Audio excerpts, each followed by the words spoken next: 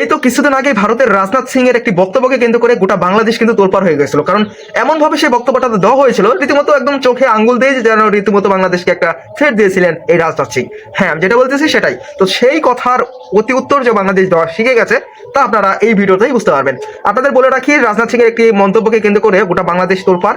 বিশেষ করে তার বক্তব্যতে এমন ভাবে ধারালো কিছু কথাবার্তা ছিল যেন বাংলাদেশকে বা ডক্টর ইউনূসকে একদম সতর্ক করে দিচ্ছেন, শেষবারের মতো সতর্ক করে দিচ্ছেন। এমনই মন্তব্য করেছিলেন ভারতের রাজনাথ সিং, যদিও বা সেটা কৌশলে বলেছিলেন, আসলে ওই যে সারমর্ম করতে গেলে ওই ধরনেরই লাগে আর কি। তো যাই হোক, আমি তারপর চিন্তা ভাবনা করছিলাম আসলে বাংলাদেশ থেকে কোনো কি প্রতিক্রিয়া দেখানো হবে না, এই ধরনের বক্তব্য দিল। তো তার পরবর্তীতে যাই হোক বাংলাদেশ থেকে একটি প্রতিক্রিয়া দেখানো হয়েছে। সেখানে বলা হয়েছে যে আমরা সবসময় দেখেছি বাংলাদেশের সরকারকে সবসময় নত জনপর্যায়ে থাকতে, কিন্তু ডক্টর ইউনূস এটা সীমাবদ্ধ থাকেন নাই।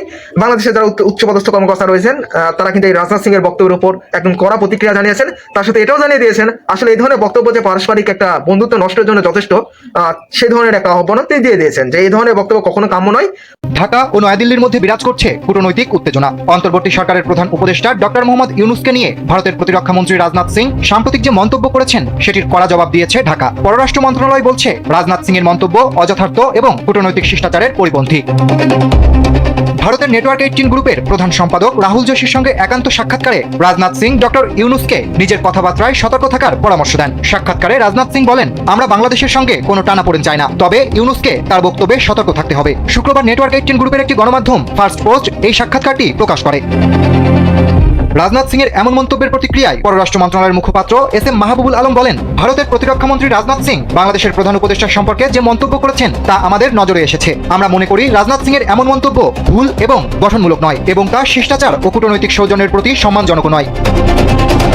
তিনি বলেন, বাংলাদেশ ভারতের সঙ্গে সার্বভৌম সমতা। ধন্যবাদ সবাইকে এতক্ষণ ভিডিওগুলো দেখার জন্য। ভিডিওগুলো সম্পর্কে আপনার মন্তব্যগুলো কমেন্ট বক্সে জানিয়ে যাবেন। বিশেষ করে আমার একটা জিনিস খুবই ভালো লেগেছে, কারণ ভারত থেকে যে ধরনের প্রতিক্রিয়াগুলো দেখানো হয়েছিল, যেহেতু সেটা রাজনৈতিক একটা ভাষায় বলা হয়েছিল, আসলে সেটা রীতিমতো একটা থ্রেডের মতনই। কারণ আমরা বিগত দিন থেকে দেখতেছি যে ভারত কিভাবে বাংলাদেশের উপর চড়াও হওয়ার জন্য বাংলাদেশ সীমান্ত ঘেঁষে কিভাবে সেনা সদস্য মোতায়েন করতেছিল, এবং তাছাড়া আমরা দেখতেছি বড় বড় বিমান ঘাঁটি থেকে শুরু করে সেনা সদস্য যে ঘাঁটি রয়েছে সেগুলো কিন্তু তারা তৈরি করতেছিল। তারই মধ্যে এই ধরনের একটা বক্তব্য যেন বাংলাদেশকে হুঁশিয়ারি দিয়েছিলেন এই ভারত, এবং সেটার প্রতিক্রিয়া হিসাবে বাংলাদেশ থেকে একটা কড়া প্রতিক্রিয়া জানানো হয়েছে, যেখানে বলা হয়েছে এই ধরনের মন্তব্য দুই দেশের বন্ধুত্বের জন্য বা দুই দেশের সম্পর্কের জন্য একটা হুমকি। এমনটাই মন্তব্য করেছেন বাংলাদেশের অন্তর্বর্তী সরকার এবং যারা উচ্চপদস্থ কর্মকর্তা রয়েছেন তারা এই ধরনের বক্তব্যগুলো দিয়েছেন। তো আসলে আসলে বাংলাদেশ এবং ভারতের মধ্যে এই মুহূর্তে একটা প্রক্সি যুদ্ধে বা কথাবার্তার মাধ্যমে যে যুদ্ধটা হয় সেটা কিন্তু চলমান অবস্থায় রয়েছে। দেখা যাক এটা শেষ পরিণতি কোথায় গিয়ে গড়ায়।